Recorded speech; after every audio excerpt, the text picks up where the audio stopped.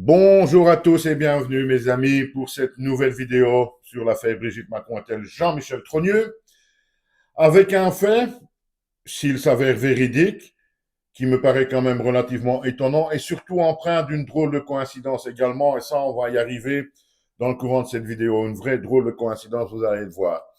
Alors ce fait, je l'ai vu, je l'ai découvert donc sur internet lors d'une discussion entre quatre personnes. D'un côté, donc, Natacha Ray et son avocat, et d'un autre côté également, donc, Chloé Framery et Dominique Drouin. Lui, je le connais un petit peu moins, mais apparemment, c'est quelqu'un qui s'intéresse de près également, donc, à l'affaire Brigitte Macron. Alors, lors de cette discussion, donc, entre quatre personnes, à un moment donné, eh bien, il parle du livre d'Emmanuel Anison. Je crois que c'est l'affaire Madame, le titre du livre dans lequel, ben, en gros, elle débunk donc la rumeur, etc. Là, Dominique Drouin prend la parole. Il nous dit que Emmanuel Anison a fait un bon travail journalistique, qu'elle est restée relativement honnête dans ce qu'elle avance, dans ce qu'elle dit, etc. Sauf, dit-il, donc Dominique Drouin, qu'apparemment, elle a éludé certains faits bizarres, dit-il. Puis, et on en vient au sujet de cette vidéo, il nous dit, surtout comme, par exemple, le cimetière d'Amiens, où c'est Dominique Drouin qui le dit en premier, donc qui l'avance, en 2012, alors qu'il va bientôt partir à la retraite, tout juste avant son départ à la retraite, le gardien d'Amiens, du cimetière d'Amiens, pardon, alors que ce n'est pas sa fonction du tout, décide de détruire toutes les archives du cimetière d'Amiens avant 1999, nous dit donc Dominique Drouin.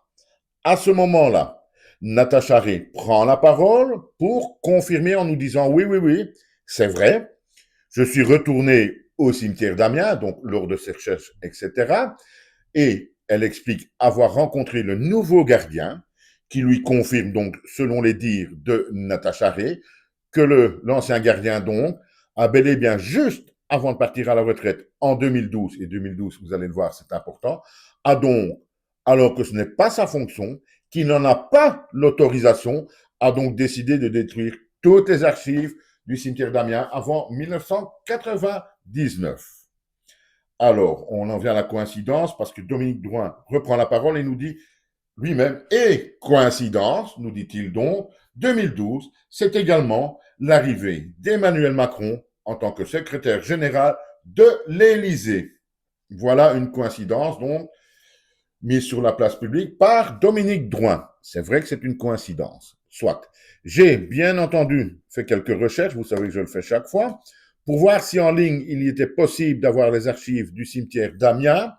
Et bizarrement, la réponse que j'ai pu trouver, c'est que oui, il est possible d'avoir en ligne des archives du cimetière d'Amiens jusqu'à 1972.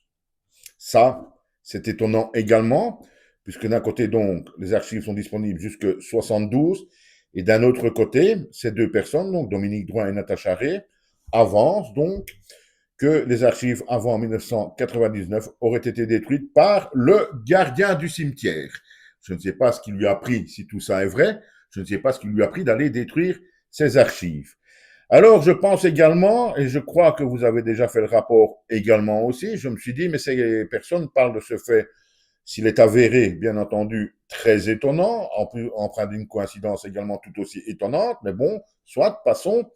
Je pense que ces personnes font donc le lien avec l'histoire Brigitte Macron et Jean-Michel Trogneux, parce que dans cette histoire, notamment pour ces quatre personnes-là, Brigitte Macron est bien Jean-Michel. Et dans ce cas, il y a une question primordiale, dirais-je, que tout le monde se pose, quoique, si Brigitte Macron telle qu'on la connaît est Jean-Michel, alors où est la vraie Brigitte? Je pense que c'est vers ce point-là qu'il raccorde ce fait étonnant donc de cette destruction des archives, en laissant sous-entendre que si la vraie Brigitte n'a jamais existé, je pense que c'est ce qu'ils veulent dire ou quelque chose comme ça. Ça, je m'avance peut-être. On peut en avoir des traces. Si elle est morte, on pourrait en avoir. Donc, si elle existait, pardon, je me trompe. Si elle existait, on pourrait en avoir des traces dans les archives d'un cimetière, etc. Sauf que si ces archives sont détruites, il n'y a plus de traces. Il n'y a plus rien, c'est fini.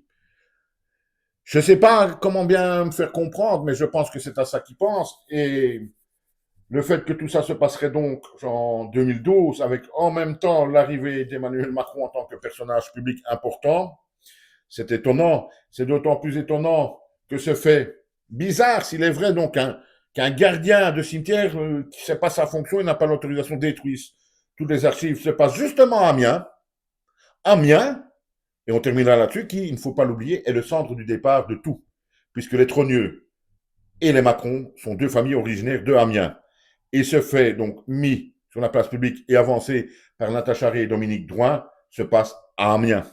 L'année où Emmanuel Macron devient secrétaire général de l'Élysée. Je ne sais pas trop ce qu'il faut en penser. Malheureusement, je n'ai pas les preuves de ce qu'ils avancent, mais en ligne et faites les recherches vous-même, les archives du cimetière d'Amiens ne sont disponibles que jusqu'en 1972. Ce qui ne veut pas dire qu'elles ne sont pas forcément disponibles sur papier ou etc. ou à la mairie d'Amiens. Ça, je n'ai pas fait les démarches. Vous vous en doutez bien. Donc voilà pour ce petit fait étonnant donc mis en ligne donc par Dominique Drouin et Natacha Ray. Je ne sais pas quoi en penser. Dites-moi une fois ce que vous en pensez. C'est très étonnant si tout ça est vrai, bien entendu. C'est très, très étonnant, une fois de plus. Et je le dis, on ne sait toujours pas si Brigitte est Jean-Michel ou pas. On ne sait toujours pas. Mais bon Dieu de bon sang, autour de ces deux familles, autour de Amiens, qu'est-ce qu'il y a comme chose quand même bizarroïde, mais vraiment étonnante, même si ça ne prouve rien.